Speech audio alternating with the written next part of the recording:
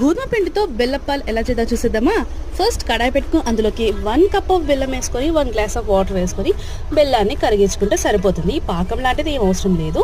And ఇందులో flavour కోసం ఇలాచీ add చేసుకోవాలి. ఇందులో మనం 1 కప్ బియ్యం పిండి, 1 కప్ గోధుమ పిండి యాడ్ చేసుకొని లంప్స్ లేకుండా బాగా కలుపుకు పెట్టుకోవాలి.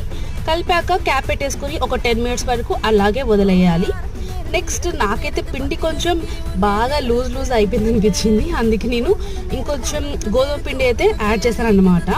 నేను కూడా ఇదే ఫస్ట్ టైం చేయడం అనమాట, లైక్ గోధుమ పిండితో బెల్లప్పాలు అనేటివి. సో నెక్స్ట్ ఇక మనం చిన్న చిన్న బాల్స్ లాగా తీసుకొని వెజిటబుల్ కవర్ ఉంటుంది కదా, దానికి ఆయిల్ రాసేసి ఇలా ప్రెస్ చేసేసుకొని ఆయిల్ హీట్ అయ్యాక అందులోకి వేయడం అన్నమాట.